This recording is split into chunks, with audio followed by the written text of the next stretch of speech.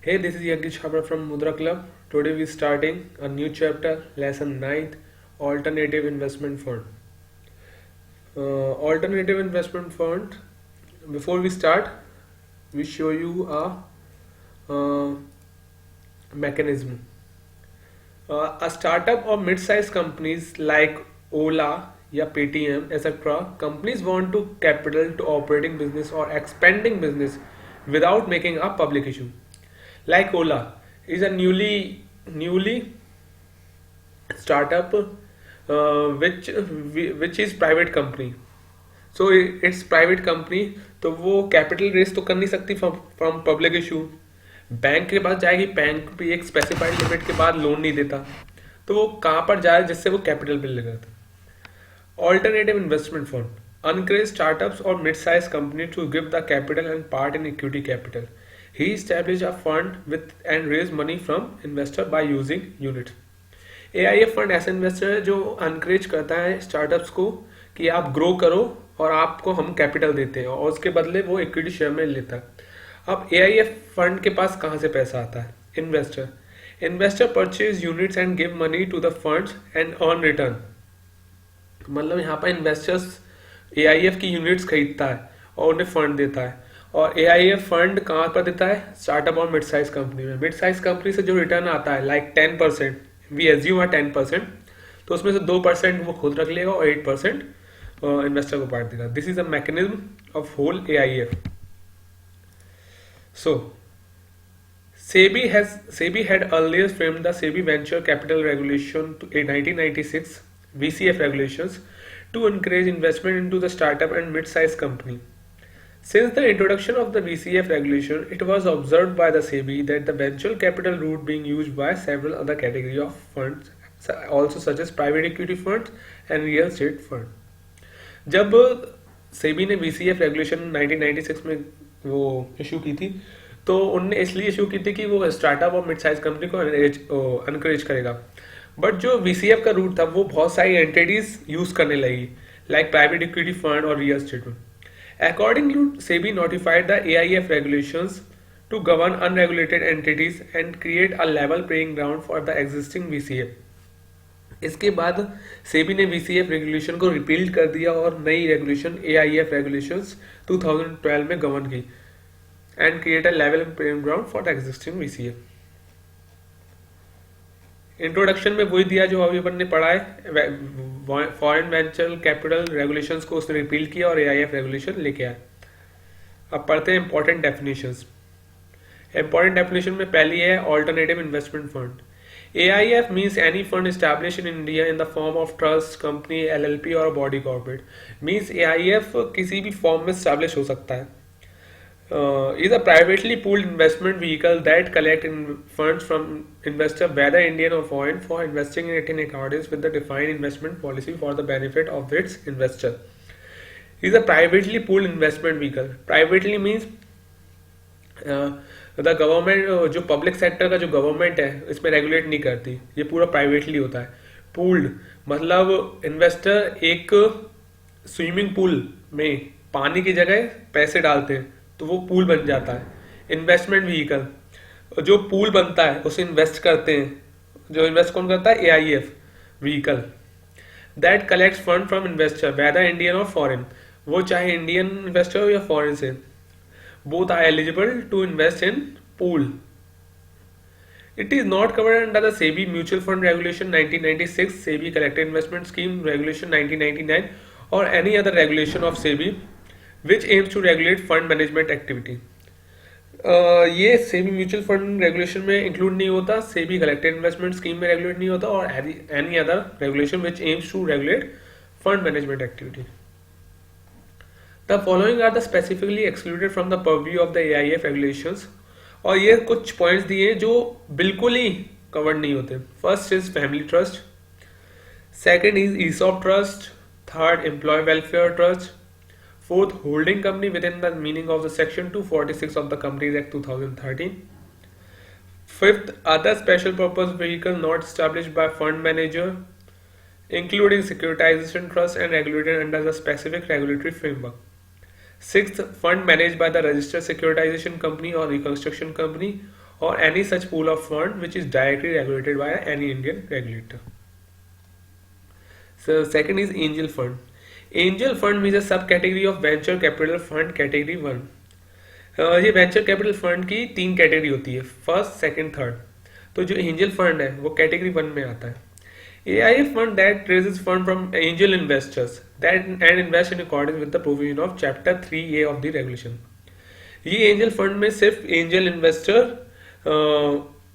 Invest कर सकते हैं. अब एंजल इन्वेस्टर्स क्या है? Company with family connection. Company with family connection का मीन्स है जो एंजल इन्वेस्टर हो, अगर वो किसी से कनेक्टेड है या लाइक कंपनी से कनेक्टेड है या फर्म से कनेक्टेड है, तो वो एंजल जो फंड होगा वो उसमें इन्वेस्ट नहीं करेगा. तो कंपनी विद फैमिली कनेक्शन पढ़ते हैं. First, if the angel investor is an individual. अगर वो इंडिविजुअल है तो वो किन किन से कनेक्टेड हो सकता है? Any company which is promoted by such an individual और इज रिलेटिव. अगर कोई उसने प्रमोट की है या उसका रिलेटिव ने प्रमोट की है तो वो फैमिली कनेक्शन में आएगी. Any company where the individual और रिलेटिव इज अ डायरेक्टर. कोई ऐसी कंपनी है जिसमें वो खुद या कोई रिलेटिव डायरेक्टर है. Any company where the person और हिज रिलेटिव हैज कंट्रोल और शेयर्स और voting rights which entitle them to 15% और मोर ऑफ द शेयर्स और voting right in the company.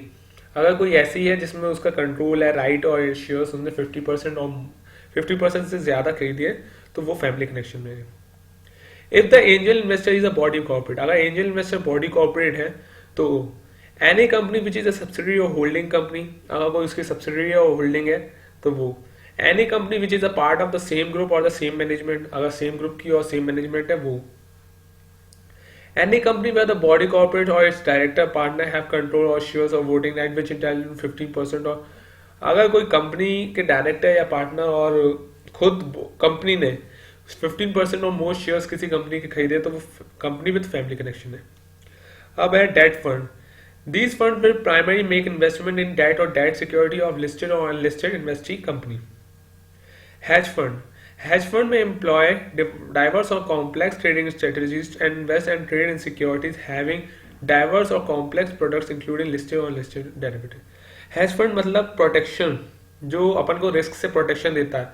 तो वो एक ट्रेडिंग स्ट्रेटेजीज के तरह इन्वेस्ट करते हैं और वो भी किस में करते हैं?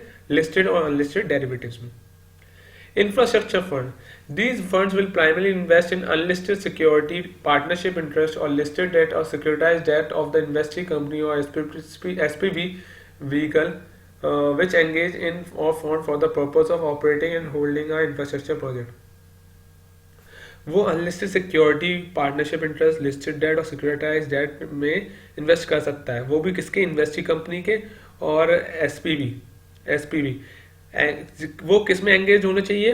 ऑपरेटिंग और holding infrastructure project. Investable fund. It means a corpus of the AIF, net of estimated expenditure for administration and management of the fund. Investable fund क्या होगा? जितना अपन इन्वेस्ट कर सकते हैं, तो वो it is a corpus of AIF, net of estimated expenditure for administration and management of the fund. Private equity fund. P shall invest primarily in the equity or equity linked instrument or partnership interest of the investee company. Small and medium enterprises. These funds will primarily invest in the unlisted security of investee company which are SME. मतलब unlisted security में आप invest कर सकते हैं, वो भी किसकी है? SME की. और security of those SME which are listed or proposed to be listed on NSE exchange और SME segment. और सिक्योरिटी जो लिस्टेड है और लिस्ट होने जा रही है वो किसकी? SME की. Social venture funds. These funds will primarily invest in the security or unit of SPV which satisfy social performance norms laid down by the fund and whose investor may agree to receive restricted or mutual return. Social venture like social venture में कोई trust चला रहा है तो आप उसमें fund invest कर सकते हैं जो सेटिस्फाई करता है इन्वेस्टर की सोशल परफॉर्मेंस और हुज इन्वेस्टर में एग्री टू रिसीव रिस्ट्रिक्टेड और म्यूचुअल रिटर्न. मतलब आपको कभी रिटर्न मिल रहा है, कभी नहीं मिल रहा है, कंसिस्टेंट नहीं है. तो रिस्ट्रिक्टेड और म्यूटेड रिटर्न. म्यूटेड मतलब कम मिल रहा है और रिस्ट्रिक्टेड तो मिल ही नहीं रहा है. Sponsor. It means any person or person who set up the AIF and includes promoter in a case of company and designated partner in a case of LLP. Sponsor वही है जिसने AIF को establish किया है. Venture capital fund. These funds will primarily make investment in the unlisted security of startup and emerging or early stage venture capital undertaking mainly involved in the new products, new services, technology or intellectual property like based activities or new business model and shall include an angel fund as defined in the chapter 3A. मतलब जो venture capital fund है वो startups में करता है. Venture capital undertaking जो अपन नीचे अभी पढ़ेंगे, मैं वो जो किस में इन्वॉल्व है, न्यू प्रोडक्ट्स में है, न्यू सर्विस में है, टेक्नोलॉजी में है, आईपीआर में है. और एंजल फंड है चैप्टर 3A में, उसको इन्वेस्ट करेंगे. अब venture capital undertaking. Venture capital undertaking means a domestic company, means Indian company है वो, which is not listed on RSC in exchange at the time of making investment. मतलब वो RSC में listed नहीं होनी चाहिए जब अपन इन्वेस्टमेंट कर रहे हैं. Which is engage in the business of providing service, production and manufacture of articles और thing which does not include the following activity. जो बिजनेस में सर्विस, प्रोडक्शन या मैन्युफैक्चरिंग कर रहे हैं बट नॉट इंक्लूड एक्टिविटी और sector. First, non banking financial company नहीं होनी चाहिए वो. गोल्ड फाइनेंसेस में इंक्लूड नहीं होनी चाहिए. Activities not permitted under the industrial policy of Government of India and any other activity which may be specified by SEBI in consultation of the government of the time to time. Category of AIF. There are three categories which AIF is divided. First category, funds that invest in the startup or early stage venture or social venture or small and medium enterprises or infrastructure or other sectors which the government or the regulator consider as socially or economically desirable, which include BCS, BCF, SME funds, social venture funds, infra funds or other AIF as may be specified in the AIF regulation. मतलब जो funds हैं जो government और regulator क्या समझती है socially और economically जरूरत इकोनॉमिकली है, तो वो कैटेगरी 1 में आते हैं. अब कैटेगरी 2 को अपन बाद में पढ़ेंगे, पहले कैटेगरी 3 को पढ़ते हैं. Funds that employ diverse or complex trading strategies and may employ leverage, including through investment in the listed or unlisted derivative. मतलब ये एक हेज फंड है जो अपन ने ऊपर डेफिनेशन पढ़ी थी हेज फंड, और इसकी डेफिनेशन बिल्कुल सेम है. तो ये हेज फंड कैटेगरी है. अब कैटेगरी 2 पढ़ते हैं. Funds do not fall in the category 1 and category 3. AIF that does not undertake leverage or borrowing other than to meet the permitted day-to-day operational requirement, including private equity fund or debt fund. मतलब जो ये वाली category है वो सिर्फ date fund और जो private equity fund है उसकी तरह ही इन्वेस्ट करती है. अब पढ़ते हैं रजिस्ट्रेशन ऑफ AIF. जो all AIF are required to be manually registered under any of the above mentioned category. मतलब जो AIF है उसे रजिस्टर्ड तो होना है, लेकिन किस कैटेगरी में होना है वो खुद डिसाइड करेगी. AIF regulation permit launch of multiple schemes under an AIF without separate registration subject to the filing of information memorandum. जो AIF है जैसे उसने कैटेगरी 1 में रजिस्टर्ड हुई है तो वो कैटेगरी 2 में भी इन्वेस्ट कर सकता है, बट सेबी को क्या फाइल करना पड़ेगा, information memorandum. The certificate of registration once granted shall be valid till the concerned AIF is wound up. Investment strategies. All AIF shall state investment strategies, investment purpose and investment methodology in the placement memorandum to the investor. Any material alteration to the fund strategy shall be made within the consent of 2/3 of the unit holder by value of the investment in the AIF. जो investment की strategy है वो placement memorandum में तो show होगी. अगर उसमें कोई ऑल्टरेशन चाहता है तो वो 2/3 of unit holder by value में आप कंसेंट लेनी पड़ेगी. Investment in the AIF. Investment in all the category of AIF shall be subject to the following. The AIF may raise fund from any investor, whether Indian or foreign or non-resident Indian, by way of issue of units. मतलब आप कोई भी investor से आप raise कर सकते हो. Each scheme of a AIF shall have a corpus of at least 25 crore rupees. मतलब ईच स्कीम का जो कॉर्पस होना चाहिए वो मिनिमम 25 करोड़ रुपीस होना चाहिए. The AIF shall not accept from an investor an investment of value not less than 1 crore rupees. जो minimum bid price है वो 1 crore rupees है. However, in a case of investor who are employee or director of the AIF fund or employee or director of the manager, the minimum value of investment shall be 25 lakh rupees. अगर वो director या employee है किसका, AIF या manager का, तो वो 25 lakh rupees की मिनिमम बिड कर सकता है. द मैनेजर और sponsor shall have a continuing interest in the AIF of not less than 2.5% or 5 corpus of 5 crore rupees, whichever is lower, in the form of investment in the AIF, and such interest shall not be through the waiver of the management. जो manager और sponsor को invest करना पड़ेगा 2.5% of the corpus of the scheme या 5 crore, which ever is lower, in the form of investment. और जो such interest है जो इन्वेस्ट कर रहे हैं shall not be through the waiver of the management fee. मतलब आप फी नहीं ले रहे, आप बोल रहे हो कि फी को उसमें इन्वेस्ट कर दूं, नहीं, आपको फी लेनी पड़ेगी और आप इसमें इन्वेस्ट भी करेगी. However, for the category third of the AIF, the continuing interest shall not be less than 5% of the corpus or 10 crore rupees, whichever is lower. जो कैटेगरी थर्ड है, जो हेज फंड वाली कैटेगरी थी, उसका corpus double हो गया, 2.5 की जगह 5% हो गया और 5 करोड़ की जगह 10 करोड़ रुपीज हो गया. द मैनेजर और sponsor shall disclose the investment in the AIF to the investor of the AIF fund. जो मैनेजर और स्पॉन्सर ने होल्डिंग की है उसे डिस्क्लोज करना पड़ेगा. No scheme of the AIF shall have more than 1000 investor. कोई भी स्कीम में 1000 इन्वेस्टर से ज्यादा नहीं हो सकते. Provided the provision of the Companies Act shall apply to the AIF fund if it is formed as a company. The fund shall not solicit or collect fund except by way of private placement. आप किसी को advice दे के अपने में झांसे में लाके आप उससे इन्वेस्टमेंट नहीं करा सकते. अब investment in the angel fund. Angel fund shall only raise fund by way of issuing unit to the angel investor. An angel fund shall have a corpus of minimum 10 crore rupees. An angel fund shall accept a minimum period of 3 years. An investment of not less than 25 rupees from an angel investor. Angel, अब अपन पढ़े invest, वो जो angel fund है वहाँ वो किस चीज़ों में इन्वेस्ट कर सकता है, तो उसका कॉर्पस होना चाहिए मिनिमम 10 करोड़ रुपीज़ और मैक्सिमम पीरियड ऑफ 3 इयर्स के लिए, मैच्योरिटी पीरियड 3 इयर्स है, और इन्वेस्टमेंट वैल्यू कितनी है 25 लाख रुपीज़. अब investment by the angel fund. Angel fund shall invest only in the venture capital undertaking which have incorporated during the preceding 3 years from the date of such investment. मतलब जो company incorporate हुई है उसे 3 year elapse हो जाने चाहिए. Have a turnover not less than 25 crore rupees. उसका जो टर्नओवर होगा 25 करोड़ रुपीज होना चाहिए. Are not promoted or sponsored by or related to the industrial group whose group turnover exceeds 300 crore.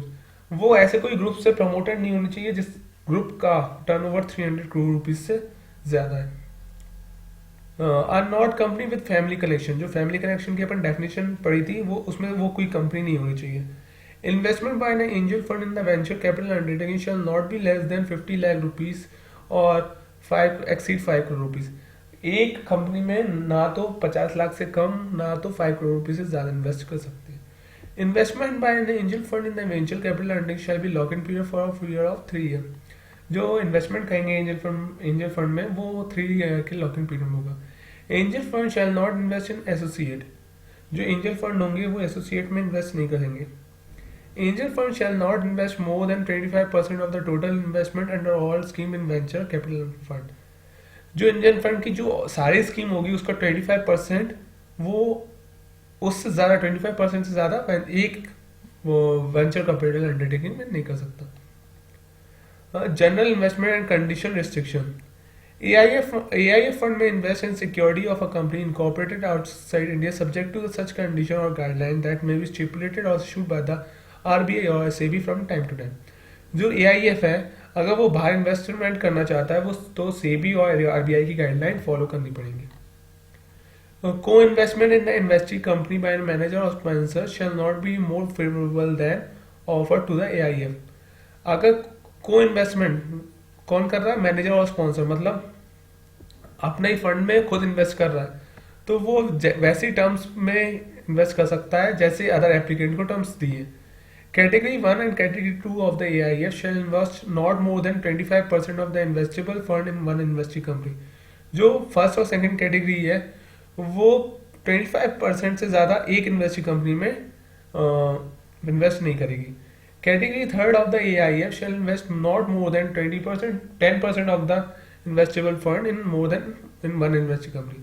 जो कैटेगरी थर्ड है, जो हेज फंड वाली कैटेगरी है, वो 10% से ज्यादा वन इन्वेस्टिंग कंपनी में नहीं करेगी. AIF fund shall not invest in an associate except with the approval of the 75% of the investor by value of the investment in the AIF. जो AIF है वो एसोसिएट में इन्वेस्ट नहीं कर सकती, बट एक्सेप्शन है 75% की वैल्यू से कंसेंट मिल जाए तो वो कर सकती है. Uninvested portion of the investable fund may be invested in the liquid mutual fund.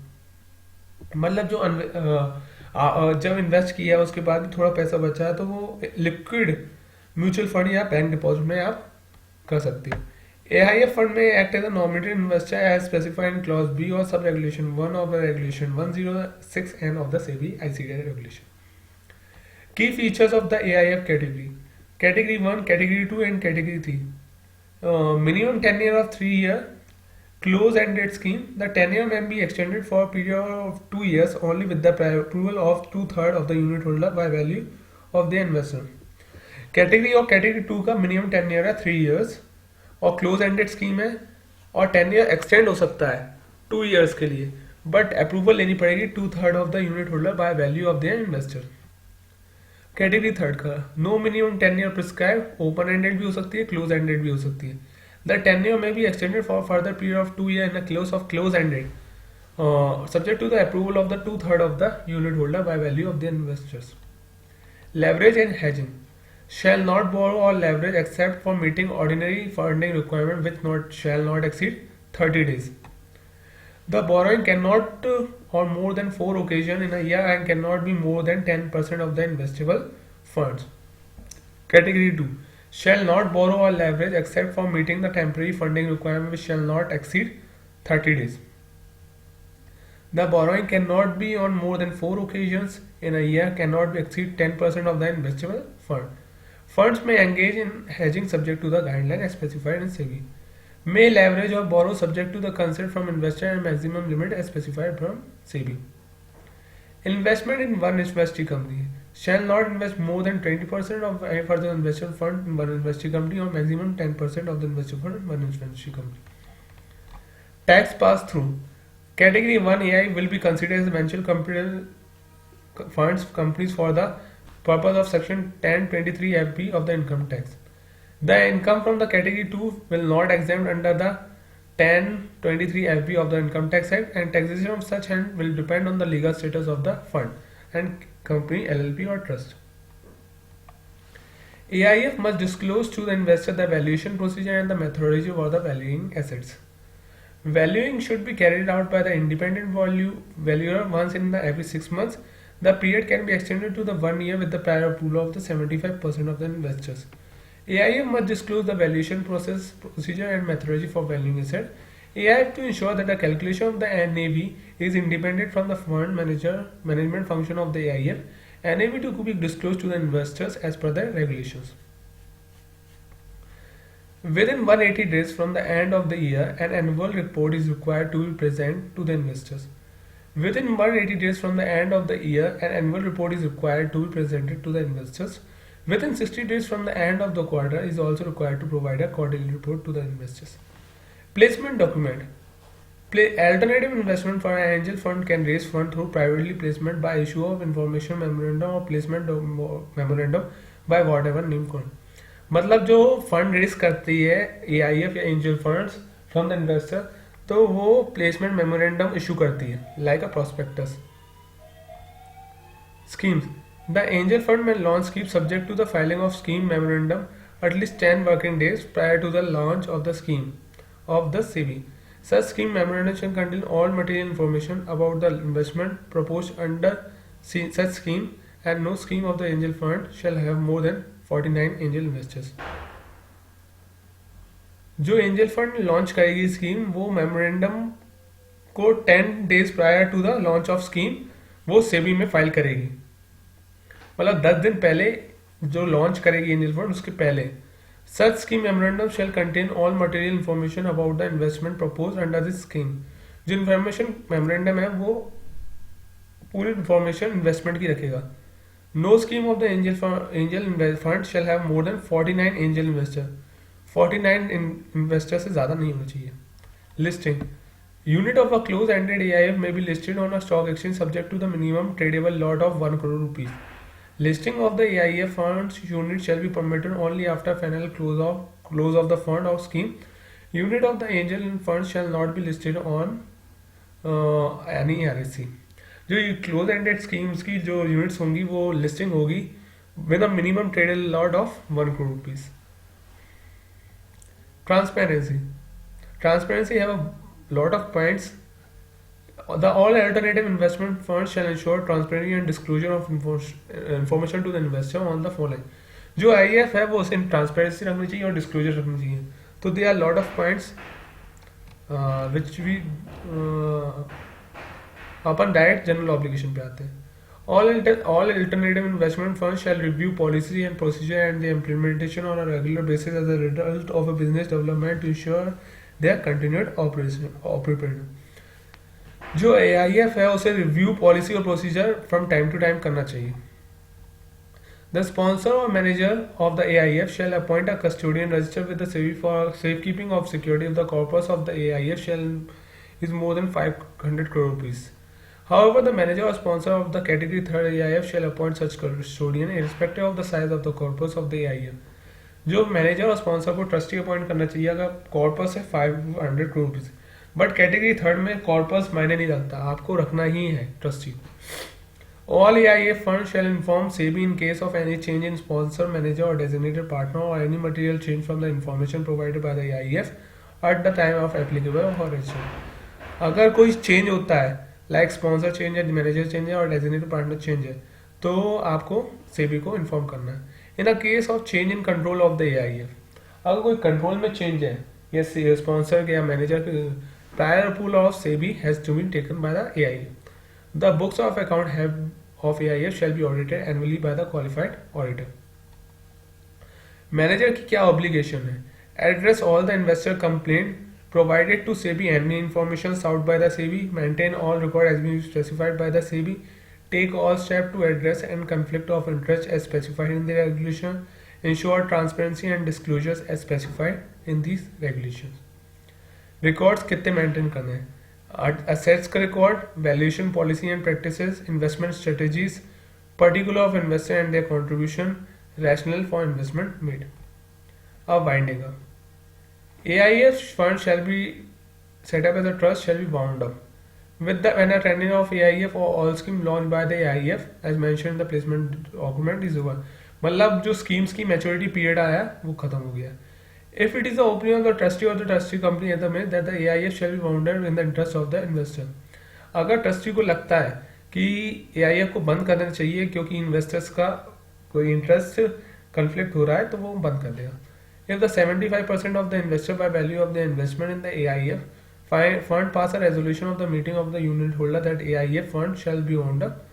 अगर 75% of the unit holder बोलते हैं कि AIF को बंद हो जाना चाहिए तो बंद हो जाएगा.